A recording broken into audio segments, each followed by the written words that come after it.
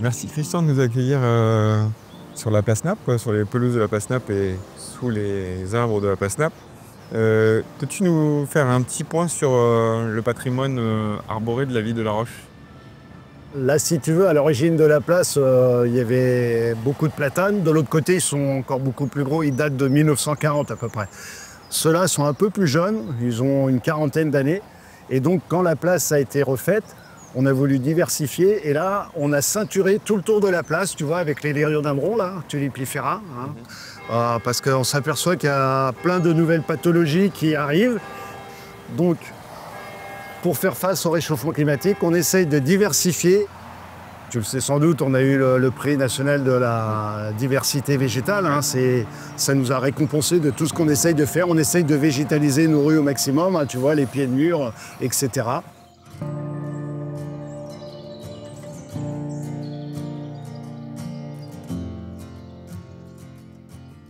Nous sommes dans le parc de Beaupuy, donc une propriété acquise par la commune en 2000 et 2001.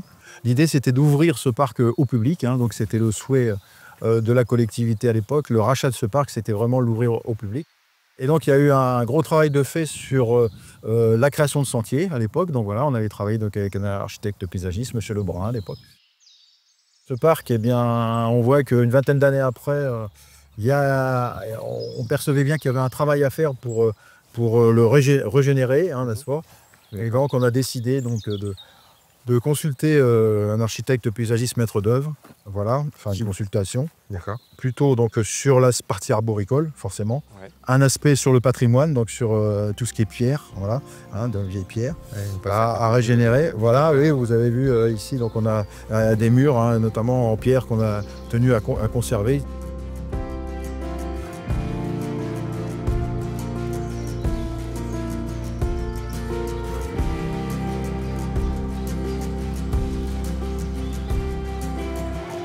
Le plan de gestion du patrimoine arboré, est-ce que tu peux nous le définir? Est-ce que tu peux l'expliquer sur le fonctionnement du plan de gestion?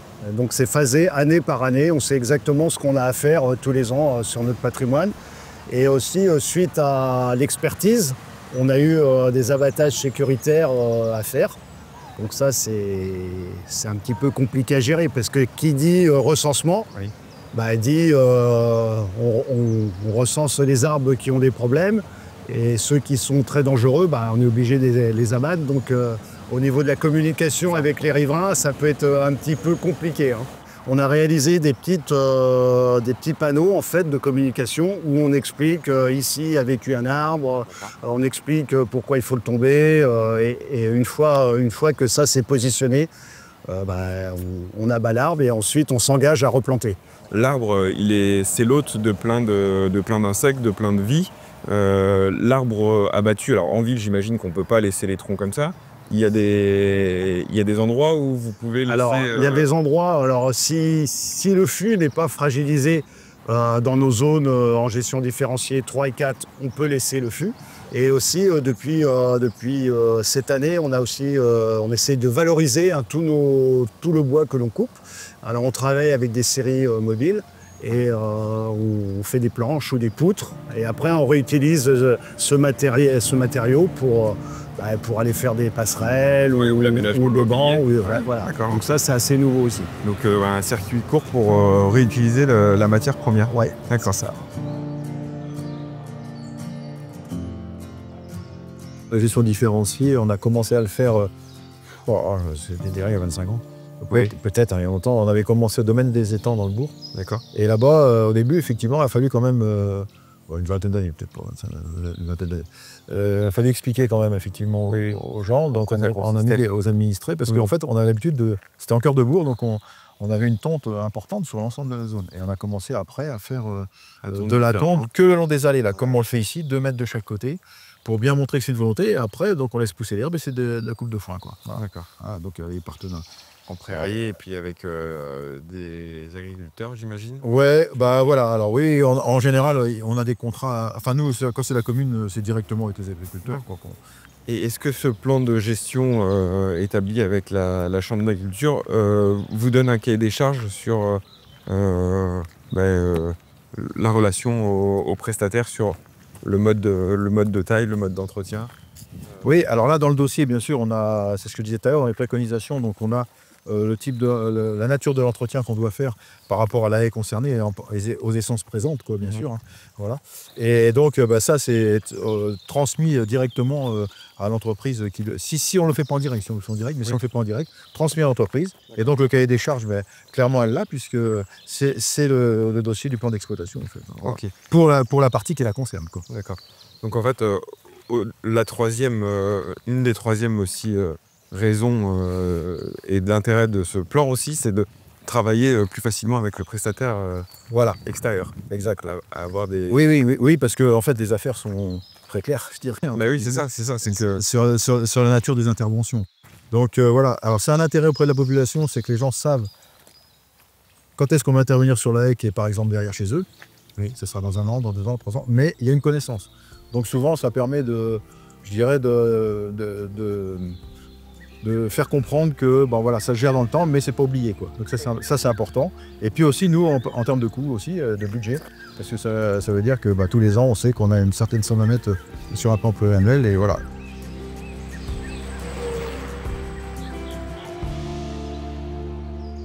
J'imagine que la ville de La Roche a mis quelque chose en place, un type de charte de l'arbre. En fait, c'est un document avec une validation de tout ce qu'on fait, qu'on partage avec les habitants et aussi tous les concessionnaires qui travaillent sur la ville. Et en fait, par exemple, un concessionnaire qui va faire une tranchée près d'un arbre, il aura des prescriptions à respecter et il devra le faire, quoi. C'est le but de la charte de l'arbre. Et aussi, on a travaillé avec les habitants. Les habitants sont partie intégrante dans la charte de l'arbre. On a travaillé avec eux tout au long de l'année 2023 et on doit finaliser le document fin 2024. D'accord, donc participatif pour impliquer. Voilà. Ça fait partie aussi de la communication auprès du grand public. Et il y aura une validation au conseil municipal et ensuite on pourra appliquer tous les bienfaits entre guillemets de la charte. On se retrouve à un troisième endroit là, sur les boulevards un peu emblématiques de La Roche-sur-Yon. On a 900 arbres, essentiellement 2 essences, le tilleul tomentosa et puis le platane acerifolia, qui sont atteints du chancre félin et c'est une maladie qui est relativement grave pour les platanes. Pour l'instant, ce qu'on fait, on fait de la sécurisation. C'est-à-dire que dès qu'il y en a un qui est trop atteint, on coupe les branches petit à petit et après on l'abat. Donc ça veut dire qu'à moyen terme, il va falloir proposer quelque chose à nos élus. Tu peux nous expliquer un petit peu la gestion parce que voilà, y a une taille quand même particulière sur ces platanes. Alors, sur ces platanes, on fait l'élagage en tête de chat. Alors, si tu veux, c'est une taille un peu emblématique qui ne se pratique plus maintenant, normalement. Tu vois, alors, on coupe sur les têtes de chat, tu vois, les branches, là, les départs. On a tenté une expérience il y a une dizaine d'années de les laisser monter. Ça avait été assez bénéfique, sauf que comme ils sont atteints du félin, les charpentières ne peuvent plus supporter les branches. Donc c'est pour ça que c'est trop lourd. On est obligé de revenir quand même à la taille en tête de chat. Mais bon, maintenant, si on replante un alignement, on les conduira de façon naturelle.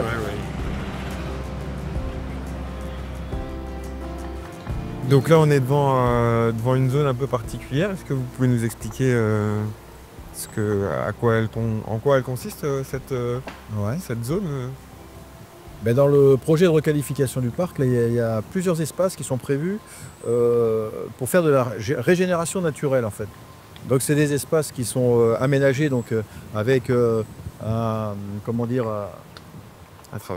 retourne le sol sur une petite épaisseur, on met du broyat dessus. Et en fait, l'idée, c'est que là, on est sur à proximité de chênes. Donc les chênes, les glands vont tomber et donc évidemment vont pousser dans ce substrat. Et après, c'est de la régénération naturelle en fait. Et donc l'idée, c'est d'avoir vraiment des essences naturelles qui repoussent sur place. D'accord. Voilà. Donc c'est un nouveau mode de... pour avoir un renouvellement des... Voilà, et des plantes forcément qui sont habituées au milieu des arbres, d'accord. Local. Et puis après, là, ce que vous voyez, les monticules, c'est qu'ils sont en train de préparer les fosses de plantation des arbres, des plus grands arbres. Oui, oui, ça.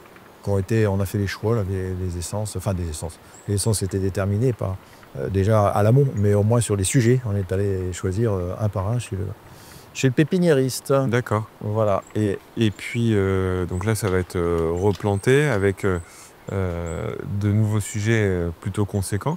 Et vous aviez évoqué, en fait, on parlait tout à l'heure de ce qui se passait dans le bourg et donc la zone urbaine et périurbaine sur le plan de gestion de la haie.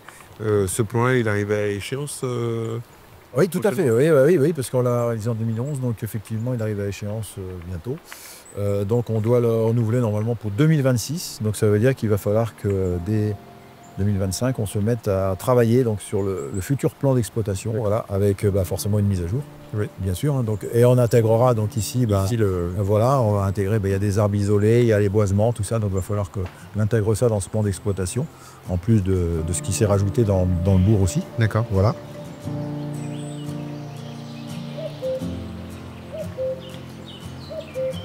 On n'est plus dans l'hypercentre de La Roche, on s'est un petit peu écarté dans les quartiers et les liaisons douces de La Roche. Tu peux nous dire un peu les spécificités de... Ouais, si tu veux, c'est assez spécifique de notre patrimoine. On a des chemins bocagers, c'est des anciens chemins de ferme qui ont été gardés, si tu veux. Tu peux observer, il y a des chaînes pédonculées aussi, du frêne. On a ça dans tous les quartiers d'Aroche, toutes ces liaisons. Ouais. Et ça donne à notre patrimoine une certaine continuité verte entre tous les quartiers. Je vais te montrer un petit peu plus loin, on a un bel exemple. Tu sais, quand on parlait des arbres remarquables, donc nos 300 arbres remarquables, celui-là c'en est un. Il a 300 ans, ce chêne. Il est magnifique. Et pourtant, il y a eu des constructions des deux côtés dans les années 90. Mais bon, celui-là, on le gère avec beaucoup de soin. On peut avancer un petit peu dans le parc si tu veux. Il y a aussi des très beaux sujets. Il doit être par là. Tu vois, dans notre métier, on est souvent amené à lever la tête. Oui, il faut, oui. Alors, il est là-bas, regarde. C'est pas celui-là qu'on voit au fond, là? Si, c'est celui-là. Ouais. Celui-là, il est magnifique. Wow. Ce parc, il est super, parce que là, tu as le centre-ville, l'hôpital, et puis là, tu as tout le quartier des Oudéries. Oui. C'est un lieu de balade. Mais bon. Un sacré poumon de verdure. Ouais. C'est une gestion donc, pour l'avenir aussi. Donc voilà. Donc l'idée, le plan d'exploitation se prête bien à ces réalisations. Voilà. Donc on est dans des milieux très humides, faut le savoir. Donc, ouais. On le voit bien d'ailleurs, vu la présence des étangs qu'on peut constater. Donc là, l'idée c'était donc, une fois qu'on avait fait le diagnostic, c'est de voir tout ce qu'on pouvait remettre en place, en tenant compte des conseils de l'architecte paysagiste et aussi du CAE, puisque voilà, sur un petit peu, je dirais, l'évolution aussi, puisqu'on sait que le climat évolue. Et que donc, notamment par rapport aux différentes essences à mettre en place, il y a des choix. Les choix actuels sont peut-être pas ceux d'il y a 50 ans. C'est ça a bougé un petit peu forcément.